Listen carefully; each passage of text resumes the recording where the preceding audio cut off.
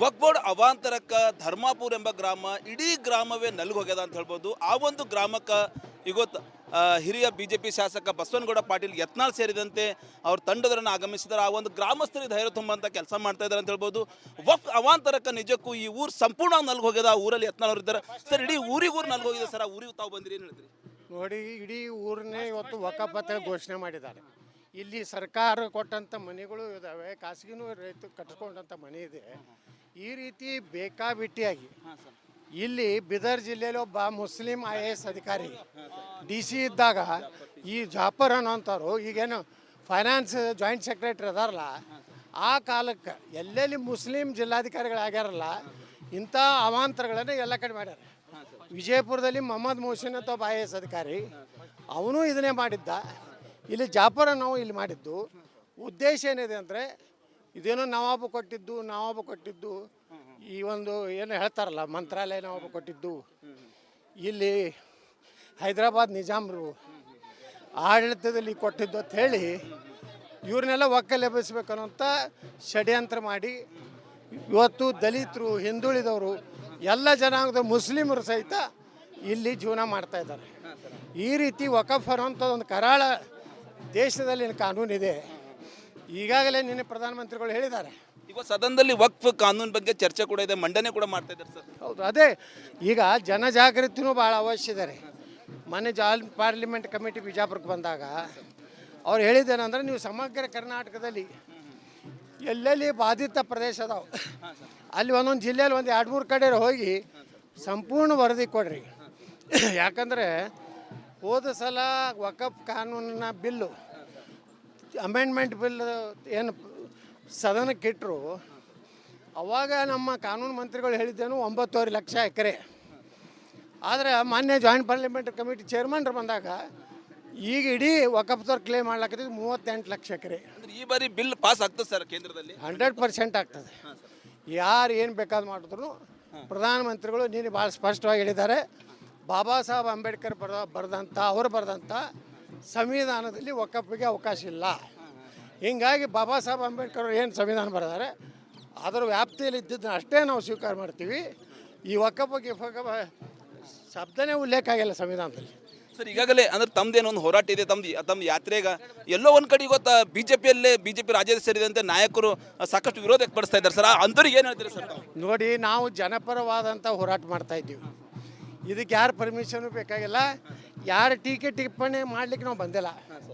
ನಾವು ಬಂದಿದ್ದು ನಿಜವಾಗಿ ಜನರಿಗೆ ಏನು ಅನ್ಯಾಯ ಆಗ್ಲಕ್ಕತ್ತದ, ವಾಸ್ತವಿಕವಾಗಿ ಜನರ ಪರಿಸ್ಥಿತಿ ಏನು ಅನ್ನೋದು ಅಧ್ಯಯನಕ್ಕೆ ಬಂದಿದ್ದೀವಿ ಹೊರತು ಯಾರೋ ಮಾತಾಡ್ತಾ ಇರ್ತವಕ್ಕೆಲ್ಲ ಉತ್ತರ ಕೊಡಲಿಕ್ಕೆ ನಮ್ಮಲ್ಲಿ ಸಮಯನೂ ಇಲ್ಲ, ನಮಗೂ ಕೆಲಸ ಭಾಳ ಇವೆ ಸರ್. 4 ಜನ ಬಿಜೆಪಿ ಶಾಸಕರು ಇದ್ದಾರೆ ಇಲ್ಲಿ ಕಲ್ಯಾಣ ಕರ್ನಾಟಕದಲ್ಲಿ. 4 ಜನ ಬಿಜೆಪಿ ಶಾಸಕರು, ಒಬ್ಬ MLC ಇದ್ದಾರೆ, ಒಬ್ಬ ಹಿರಿಯ ಶಾಸಕರು. ನೀವೆಲ್ಲ ಬರ್ತೀರಿ, ಎಲ್ಲ ಹಿರಿಯರು ಇದ್ದಾರೆ, BS ಸಿದ್ದೇಶ್ವರ್ ಇದ್ದಾರೆ, ಎಲ್ಲರೂ. ಆದ್ರೆ ಅವ್ರು ಸೌಜನ್ಯಕ್ಕಾದರೂ ಬರಲ್ಲ ಸರ್. ಇದು ನೀವು ನಿಮ್ಮ ಮನೆ ಹೋರಾಟ ಮಾಡ್ತಾರೆ, ಜನರ ಹೋರಾಟ ಇದೆಯಲ್ಲ ಸರ್, ಇದು ಏನು ಹೇಳ್ತೀರಿ ಅವ್ರಿಗೆ? ಅವರೇ ತಿಳ್ಕೊಬೇಕಷ್ಟೇ. ಅವರು ಒಬ್ಬರು ಜನಪ್ರತಿನಿಧಿ ಅದಾರ, ಅವ್ರು ತಿಳ್ಕೊಂಡು ಅವ್ರು ಮಾಡಬೇಕು. ಈ ಬಿಜೆಪಿಯಲ್ಲಿ ಬೇರೆ ಜಿಲ್ಲೆಯಿಂದ ಬಂದು ಇಲ್ಲಿ ಸಮಸ್ಯೆ ಕೇಳಕತ್ತಾಗ ಅವ್ರು ಬರಬೇಕಾಗಿತ್ತು, ಬಂದೆಲ್ಲ. ಈಗ ಟೋಟಲಿ ಸರ್ ಬಿಜೆಪಿ ಮನೆ ಒಂದು 3 ಬಾಗಿಲು ಅಂತಾರೆ ಸರ್. ಮನೆ ಒಂದು 3 ಬಾಗಿಲಾಗಿದೆ ಪರಿಸ್ಥಿತಿ ಬಿಜೆಪಿ. ಏನಿಲ್ಲ, ಮನೆ ಒಂದು ಬಿಜೆಪಿ 3 ಬಾಗಿಲಾಗಿದೆ. ಅವೆಲ್ಲ ಬಾಗಿಲ ಬಂದ್ ಮಾಡ್ತೀನಿ ಅಂತ ಹೇಳ್ಯಾರಲ್ರ. ಎಲ್ಲ ಬಾಗಿಲ ಬಂದು ನೋಡಿ ಒಂದೇ ಮಾಡ್ತೀನಿ ಅಂತ ಹೇಳ್ಯಾರ. ನೋಡೋಣ. ಇಲ್ಲ, ನಿಮ್ಮ ವಿರುದ್ಧ ಈಗ ಶಿಸ್ತು ಕ್ರಮ ಕೈಗೊಳ್ಳಬೇಕು ಈ ರೀತಿ ಈಗಾಗಲೇ ಜಿಲ್ಲಾಧ್ಯಕ್ಷರು ಕೂಡ ಪೊಲೀಸರು ದೂರು ಕೂಡ ಕೊಟ್ಟಿದ್ದಾರೆ, ಬ್ಯಾನರ್ ಹಾಕಿನ ಕಡೆ. ಏನು ಹೇಳ್ತೀರಿ ಸರ್? ಕೊಡ್ಲಿ ಎಷ್ಟು ದೂರು ಕೊಡ್ತಾರೆ, ಅವ್ರು ಕೊಡ್ತಾರೆ. ದೂರುಗಳಿಗೆ ನಾವು ಅಂಜಿ ಮನ್ಯಾಗ ಕುಂಡ್ರವ್ರಲ್ಲ. ಈಗ 38-39 ಕೇಸ್ ಅದ ನನ್ನ ಮೇಲೆ, ಅವ್ನು ನಡೀತಾವೆ. ಇಲ್ಲಿ ಟೋಟಲಿ ಬಿಜೆಪಿಯಲ್ಲಿ ಏನು ನಡೀತಾ ಇದೆ ಸರ್? ಉಪಚುನಾವಣೆಯಲ್ಲಿ ಸೋಲಿಗೆ ಇದೇ ಒಂದು ಬಂಡಾಯ, ಈ ರೀತಿಯ ಒಂದು ಕಾರಣ. ಮತ್ತು ಇದೇ ಬಂಡಾಯ ಮುಂದುವರೆದ್ರೆ ಹೆಂಗೆ ಸರ್? ವಿರೋಧ ಪಕ್ಷ ಎಲ್ಲೊಂದು ಕಡೆ ವಿರೋಧ ಮಾಡ್ಲಿಕ್ಕೆ ವಿಫಲ ಆಗ್ತಾ ಇದೆ ಅಂತೇಳಿ. ಇಲ್ಲ, ನಾವು ಪಕ್ಷ ಕಟ್ಲಕ್ಕೆ ಬರ್ತಾ ಇದ್ದೀವಿ, ಬೇರೆಯವ್ರ ಜೊತೆ ಅಡ್ಜಸ್ಟ್ಮೆಂಟ್ ಮಾಡ್ಕೊಂಡು ರಾಜಕಾರಣ ಮಾಡಿಲ್ಲ. ಅಂದ್ರೆ ಈಗಾಗಲೇ ರಾಜ್ಯಾಧ್ಯಕ್ಷರಿದ್ದಾರೆ, ಒಂದು ಪಕ್ಷ ಒಂದು ಇದೆ. ಆದರೂ ಟೋಟಲಿ ನೀವು ಯಾರಿಗೆ ತಗೊಂಬಂದ್ರೆ ನೀವೇ ಏಕಾಂಗಿಯಾಗಿ ನಿಮ್ದೊಂದು ಟೀಮ್ ಕಟ್ಟಿಲ್ಲ ಸರ್? ಮೊದಲು ಘೋಷಣೆ ಮಾಡಿದವ್ರು ನಾವೇ ರೀ. ವಕಫ್ ನಿನ್ನೆ ವಿರೋಧ ಪಕ್ಷ ನಾಯಕರು ಹೇಳ್ಯಾರ, ವಿರೋಧ ಪಕ್ಷ ನಾಯಕ ಚಲವಾದಿ ಅವರು.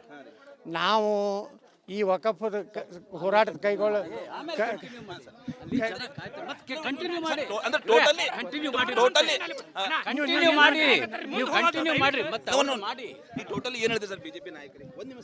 ನಾ ಏನು ಅವ್ರ ಬಗ್ಗೆ ನೀವು ಕಳಿಸ್ರಿ ಅವ್ರನ್ನ. ಏನು ಹೇಳ್ತೀರಿ ಬಿಜೆಪಿ ನಾಯಕ? ನಾ ಯಾರಿಗೂ ಏನು ಹೇಳೋದಿಲ್ಲ. ನಮ್ಮ ಹೋರಾಟ ವಕಫ್ ಇಡೀ ಕಾನೂನೇ ರದ್ದಾಗಬೇಕು ಅನ್ನೋದು, ಬರೇ ತಿದ್ದುಪಡಿ ಅಲ್ಲ, ಅಷ್ಟು ಭಯಾನಕ ಕಾನೂನಿದೆ. ಇದು ದೇಶದಿಂದ ನಿರ್ಮೂಲನೆ ಆಗಲೇಬೇಕು. ಬಾಬಾ ಸಾಹೇಬ್ ಅಂಬೇಡ್ಕರ್ ಅವರ ಸಂವಿಧಾನದಂತೆ ಈ ದೇಶ ನಡಿಬೇಕು. ಈ ನೆಹರು ಮಾಡಿದಂಥ ತಿದ್ದುಪಡಿಗಳ ಮೇಲೆ ದೇಶ ನಡೆದಿಲ್ಲ.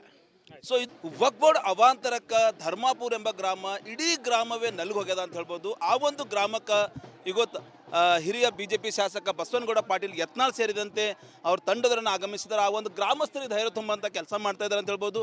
ವಕ್ಫ್ ಅವಾಂತರಕ್ಕೆ ನಿಜಕ್ಕೂ ಈ ಊರು ಸಂಪೂರ್ಣ ನಲ್ಗೋಗ್ಯದ. ಆ ಊರಲ್ಲಿ ಯತ್ನಾಳ್ ಅವರು ಇದ್ದಾರೆ ಸರ್. ಇಡೀ ಊರಿಗೂ ನಲ್ಗೋಗಿದೆ ಸರ್. ಆ ಊರಿಗೆ ತಾವು ಬಂದಿರಿ, ಏನು ಹೇಳ್ತೀರಿ? ನೋಡಿ, ಇಡೀ ಊರನ್ನೇ ಇವತ್ತು ವಕಫ್ ಅಂತ ಘೋಷಣೆ ಮಾಡಿದ್ದಾರೆ. ಇಲ್ಲಿ ಸರ್ಕಾರ ಕೊಟ್ಟಂಥ ಮನೆಗಳು ಇದ್ದಾವೆ, ಖಾಸಗಿನೂ ರೈತರು ಕಟ್ಕೊಂಡಂಥ ಮನೆ ಇದೆ. ಈ ರೀತಿ ಬೇಕಾಬಿಟ್ಟಿಯಾಗಿ ಇಲ್ಲಿ ಬೀದರ್ ಜಿಲ್ಲೆಯಲ್ಲಿ ಒಬ್ಬ ಮುಸ್ಲಿಂ IAS ಅಧಿಕಾರಿ DC ಇದ್ದಾಗ ಈ ಜಾಫರ್ ಅನ್ನೋಂಥವ್ರು ಈಗೇನು ಫೈನಾನ್ಸ್ ಜಾಯಿಂಟ್ ಸೆಕ್ರೆಟರಿ ಅದಾರಲ್ಲ, ಆ ಕಾಲಕ್ಕೆ ಎಲ್ಲೆಲ್ಲಿ ಮುಸ್ಲಿಂ ಜಿಲ್ಲಾಧಿಕಾರಿಗಳಾಗ್ಯಾರಲ್ಲ, ಇಂಥ ಅವಾಂತರಗಳನ್ನು ಎಲ್ಲ ಕಡೆ ಮಾಡ್ಯಾರ. ವಿಜಯಪುರದಲ್ಲಿ ಮೊಹಮ್ಮದ್ ಮೊಹಸಿನ್ ಅಂತ ಒಬ್ಬ IAS ಅಧಿಕಾರಿ, ಅವನು ಇದನ್ನೇ ಮಾಡಿದ್ದ. ಇಲ್ಲಿ ಜಾಫರ್ ನಾವು ಇಲ್ಲಿ ಮಾಡಿದ್ದು ಉದ್ದೇಶ ಏನಿದೆ ಅಂದರೆ, ಇದೇನೋ ನವಾಬು ಕೊಟ್ಟಿದ್ದು ಈ ಒಂದು ಏನು ಹೇಳ್ತಾರಲ್ಲ ಮಂತ್ರಾಲಯ ನವಾಬು ಕೊಟ್ಟಿದ್ದು, ಇಲ್ಲಿ ಹೈದರಾಬಾದ್ ನಿಜಾಮ್ರು ಆಡಳಿತದಲ್ಲಿ ಕೊಟ್ಟಿದ್ದು ಅಂತ ಹೇಳಿ ಇವ್ರನ್ನೆಲ್ಲ ಒಕ್ಕಲೆಬ್ಬಿಸ್ಬೇಕು ಅನ್ನೋಂಥ ಷಡ್ಯಂತ್ರ ಮಾಡಿ ಇವತ್ತು ದಲಿತರು, ಹಿಂದುಳಿದವರು, ಎಲ್ಲ ಜನಾಂಗದ ಮುಸ್ಲಿಮರು ಸಹಿತ ಇಲ್ಲಿ ಜೀವನ ಮಾಡ್ತಾ ಇದ್ದಾರೆ. ಈ ರೀತಿ ವಕಫ್ ಅನ್ನೋಂಥ ಒಂದು ಕರಾಳ ದೇಶದಲ್ಲಿ ಕಾನೂನಿದೆ. ಈಗಾಗಲೇ ನಿನ್ನೆ ಪ್ರಧಾನಮಂತ್ರಿಗಳು ಹೇಳಿದ್ದಾರೆ. ಈಗ ಸದನದಲ್ಲಿ ವಕ್ಫ್ ಕಾನೂನು ಬಗ್ಗೆ ಚರ್ಚೆ ಕೂಡ ಇದೆ, ಮಂಡನೆ ಕೂಡ ಮಾಡ್ತಾ ಇದ್ದಾರೆ ಸರ್. ಹೌದು, ಅದೇ ಈಗ ಜನಜಾಗೃತಿನೂ ಭಾಳ ಅವಶ್ಯ ಇದೆ ರೀ. ಮೊನ್ನೆ ಪಾರ್ಲಿಮೆಂಟ್ ಕಮಿಟಿ ಬಿಜಾಪುರಕ್ಕೆ ಬಂದಾಗ ಅವ್ರು ಹೇಳಿದ್ದೇನೆಂದ್ರೆ, ನೀವು ಸಮಗ್ರ ಕರ್ನಾಟಕದಲ್ಲಿ ಎಲ್ಲೆಲ್ಲಿ ಬಾಧಿತ ಪ್ರದೇಶ ಅದಾವೆ ಅಲ್ಲಿ ಒಂದೊಂದು ಜಿಲ್ಲೆಯಲ್ಲಿ ಒಂದು 2-3 ಕಡೆ ಹೋಗಿ ಸಂಪೂರ್ಣ ವರದಿ ಕೊಡ್ರಿ. ಯಾಕಂದರೆ ಹೋದ ಸಲ ವಕಫ್ ಕಾನೂನಿನ ಬಿಲ್ಲು ಅಮೆಂಡ್ಮೆಂಟ್ ಬಿಲ್ ಏನು ಸದನಕ್ಕೆ ಇಟ್ಟರು, ಅವಾಗ ನಮ್ಮ ಕಾನೂನು ಮಂತ್ರಿಗಳು ಹೇಳಿದ್ದೇನು 9.5 ಲಕ್ಷ ಎಕರೆ. ಆದರೆ ಮಾನ್ಯ ಜಾಯಿಂಟ್ ಪಾರ್ಲಿಮೆಂಟರಿ ಕಮಿಟಿ ಚೇರ್ಮನ್ರು ಬಂದಾಗ ಈಗ ಇಡೀ ವಕಫ್ದವ್ರು ಕ್ಲೇಮ್ ಮಾಡ್ಲಾಕತ್ತಿದ್ದು 38 ಲಕ್ಷ ಎಕರೆ. ಈ ಬಾರಿ ಬಿಲ್ ಪಾಸ್ ಆಗ್ತದೆ ಸರ್ ಕೇಂದ್ರದಲ್ಲಿ? 100% ಆಗ್ತದೆ. ಯಾರು ಏನು ಬೇಕಾದ್ರು ಮಾಡಿದ್ರು ಪ್ರಧಾನಮಂತ್ರಿಗಳು ನೀನು ಭಾಳ ಸ್ಪಷ್ಟವಾಗಿ ಹೇಳಿದ್ದಾರೆ, ಬಾಬಾ ಸಾಹೇಬ್ ಅಂಬೇಡ್ಕರ್ ಅವರು ಬರೆದಂಥ ಸಂವಿಧಾನದಲ್ಲಿ ವಕಫ್ಗೆ ಅವಕಾಶ ಇಲ್ಲ. ಹೀಗಾಗಿ ಬಾಬಾ ಸಾಹೇಬ್ ಅಂಬೇಡ್ಕರ್ ಅವರು ಏನು ಸಂವಿಧಾನ ಬರೆದಾರೆ ಅದರ ವ್ಯಾಪ್ತಿಯಲ್ಲಿ ಇದ್ದಿದ್ದನ್ನು ಅಷ್ಟೇ ನಾವು ಸ್ವೀಕಾರ ಮಾಡ್ತೀವಿ. ಈ ವಕಫ್ ಶಬ್ದನೇ ಉಲ್ಲೇಖ ಆಗಿಲ್ಲ ಸಂವಿಧಾನದಲ್ಲಿ. ಸರ್, ಈಗಾಗಲೇ ಅಂದ್ರೆ ತಮ್ಮದೇನೋ ಒಂದು ಹೋರಾಟ ಇದೆ, ತಮ್ಮ ಯಾತ್ರೆಗ ಎಲ್ಲೋ ಒಂದು ಕಡೆ ಇವತ್ತು ಬಿಜೆಪಿ ರಾಜ್ಯದ ಸೇರಿದಂತೆ ನಾಯಕರು ಸಾಕಷ್ಟು ವಿರೋಧ ವ್ಯಕ್ತಪಡಿಸ್ತಾ ಇದ್ದಾರೆ ಸರ್. ಅಂಥವ್ರಿಗೆ ಏನು ಹೇಳ್ತೀರಿ ಸರ್? ನೋಡಿ, ನಾವು ಜನಪರವಾದಂಥ ಹೋರಾಟ ಮಾಡ್ತಾ ಇದ್ದೀವಿ. ಇದಕ್ಕೆ ಯಾರು ಪರ್ಮಿಷನು ಬೇಕಾಗಿಲ್ಲ, ಯಾರು ಟೀಕೆ ಟಿಪ್ಪಣಿ ಮಾಡ್ಲಿಕ್ಕೆ ನಾವು ಬಂದಿಲ್ಲ. ನಾವು ಬಂದಿದ್ದು ನಿಜವಾಗಿ ಜನರಿಗೆ ಏನು ಅನ್ಯಾಯ ಆಗ್ಲಕ್ಕತ್ತದ, ವಾಸ್ತವಿಕವಾಗಿ ಜನರ ಪರಿಸ್ಥಿತಿ ಏನು ಅನ್ನೋದು ಅಧ್ಯಯನಕ್ಕೆ ಬಂದಿದ್ದೀವಿ ಹೊರತು ಯಾರೋ ಮಾತಾಡ್ತಾ ಇರ್ತವಕ್ಕೆಲ್ಲ ಉತ್ತರ ಕೊಡಲಿಕ್ಕೆ ನಮ್ಮಲ್ಲಿ ಸಮಯನೂ ಇಲ್ಲ, ನಮಗೂ ಕೆಲಸ ಭಾಳ ಇವೆ. ಸರ್, 4 ಜನ ಬಿಜೆಪಿ ಶಾಸಕರಿದ್ದಾರೆ ಇಲ್ಲಿ ಕಲ್ಯಾಣ ಕರ್ನಾಟಕದಲ್ಲಿ. 4 ಜನ ಬಿಜೆಪಿ ಶಾಸಕರು, ಒಬ್ಬ MLC ಇದ್ದಾರೆ, ಒಬ್ಬ ಹಿರಿಯ ಶಾಸಕರು. ನೀವೆಲ್ಲ ಬರ್ತೀರಿ, ಎಲ್ಲ ಹಿರಿಯರಿದ್ದಾರೆ, BS ಸಿದ್ದೇಶ್ವರ್ ಇದ್ದಾರೆ, ಎಲ್ಲರೂ. ಅವ್ರು ಸೌಜನ್ಯಕ್ಕಾದರೂ ಬರಲ್ಲ ಸರ್. ಇದು ನೀವು ನಿಮ್ಮ ಮನೆ ಹೋರಾಟ ಮಾಡ್ತಾರೆ, ಜನರ ಹೋರಾಟ ಇದೆಯಲ್ಲ ಸರ್, ಇದು ಏನು ಹೇಳ್ತೀರಿ ಅವ್ರಿಗೆ? ಅವರೇ ತಿಳ್ಕೊಬೇಕಷ್ಟೇ. ಅವರು ಒಬ್ಬರು ಜನಪ್ರತಿನಿಧಿ ಅದಾರ, ಅವ್ರು ತಿಳ್ಕೊಂಡು ಅವ್ರು ಮಾಡಬೇಕು. ಈ ಬಿಜೆಪಿಯಲ್ಲಿ ಬೇರೆ ಜಿಲ್ಲೆಯಿಂದ ಬಂದು ಇಲ್ಲಿ ಸಮಸ್ಯೆ ಕೇಳಕತ್ತಾಗ ಅವ್ರು ಬರಬೇಕಾಗಿತ್ತು, ಬಂದಿಲ್ಲ. ಈಗ ಟೋಟಲಿ ಸರ್ ಬಿಜೆಪಿ ಮನೆ ಒಂದು 3 ಬಾಗಿಲು ಅಂತಾರೆ ಸರ್, ಏನು ಮನೆ ಒಂದು 3 ಬಾಗಿಲಾಗಿದೆ ಪರಿಸ್ಥಿತಿ ಬಿಜೆಪಿ? ಏನಿಲ್ಲ, ಮನೆ ಒಂದು ಬಿಜೆಪಿ 3 ಬಾಗಿಲಾಗಿದೆ. ಅವೆಲ್ಲ ಬಾಗಿಲ ಬಂದ್ ಮಾಡ್ತೀನಿ ಅಂತ ಹೇಳ್ಯಾರಲ್ರ, ಎಲ್ಲ ಬಾಗಿಲ ಬಂದು ನೋಡಿ ಒಂದೇ ಮಾಡ್ತೀನಿ ಅಂತ ಹೇಳ್ಯಾರ. ನೋಡೋಣ. ಇಲ್ಲ, ನಿಮ್ಮ ವಿರುದ್ಧ ಈಗ ಶಿಸ್ತು ಕ್ರಮ ಕೈಗೊಳ್ಳಬೇಕು. ಈ ರೀತಿ ಈಗಾಗಲೇ ಜಿಲ್ಲಾಧ್ಯಕ್ಷರು ಕೂಡ ಪೊಲೀಸರು ದೂರು ಕೂಡ ಕೊಟ್ಟಿದ್ದಾರೆ, ಬ್ಯಾನರ್ ಹಾಕಿನ ಕಡೆ. ಏನು ಹೇಳ್ತೀರಿ ಸರ್? ಕೊಡ್ಲಿ ಎಷ್ಟು ದೂರು ಕೊಡ್ತಾರೆ, ಅವ್ರು ಕೊಡ್ತಾರೆ. ದೂರುಗಳಿಗೆ ನಾವು ಅಂಜಿ ಮನ್ಯಾಗ ಕುಂಡ್ರವ್ರಲ್ಲ. ಈಗ 38-39 ಕೇಸ್ ಅದ ನನ್ನ ಮೇಲೆ, ಅವು ನಡೀತಾವೆ. ಇಲ್ಲಿ ಟೋಟಲಿ ಬಿಜೆಪಿಯಲ್ಲಿ ಏನು ನಡೀತಾ ಇದೆ ಸರ್? ಉಪಚುನಾವಣೆಯಲ್ಲಿ ಸೋಲಿಗೆ ಇದೇ ಒಂದು ಬಂಡಾಯ, ಈ ರೀತಿಯ ಒಂದು ಕಾರಣ. ಮತ್ತು ಇದೇ ಬಂಡಾಯ ಮುಂದುವರೆದ್ರೆ ಹೆಂಗೆ ಸರ್? ವಿರೋಧ ಪಕ್ಷ ಎಲ್ಲೊಂದು ಕಡೆ ವಿರೋಧ ಮಾಡ್ಲಿಕ್ಕೆ ವಿಫಲ ಆಗ್ತಾ ಇದೆ ಅಂತೇಳಿ. ಇಲ್ಲ, ನಾವು ಪಕ್ಷ ಕಟ್ಲಕ್ಕೆ ಬರ್ತಾ ಇದ್ದೀವಿ, ಬೇರೆಯವ್ರ ಜೊತೆ ಅಡ್ಜಸ್ಟ್ಮೆಂಟ್ ಮಾಡ್ಕೊಂಡು ರಾಜಕಾರಣ ಮಾಡಿಲ್ಲ.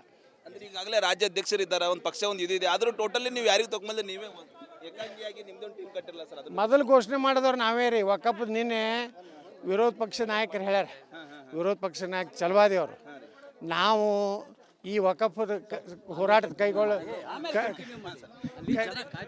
ಕಂಟಿನ್ಯೂ ಮಾಡಿ ಅಂದ್ರೆ ಟೋಟಲಿ ಟೋಟಲಿ ಕಂಟಿನ್ಯೂ ಮಾಡಿ ನೀವು ಕಂಟಿನ್ಯೂ ಮಾಡ್ರಿ ಮತ್ತೆ ಅವ್ರು ಮಾಡಿ ಈ ಟೋಟಲಿ ಏನು ಹೇಳ್ತೀರಿ ಸರ್ ಬಿಜೆಪಿ ನಾಯಕರಿಗೆ ಒಂದು ನಿಮಿಷ ಸರ್ ನಾ ಏನು ಅವ್ರ ಬಗ್ಗೆ ನೀವು ನಾನು ನಡ್ರಿ ನೀವು ನಡ್ರಿ ಕಳಿಸ್ರಿ ಅವ್ರನ್ನ.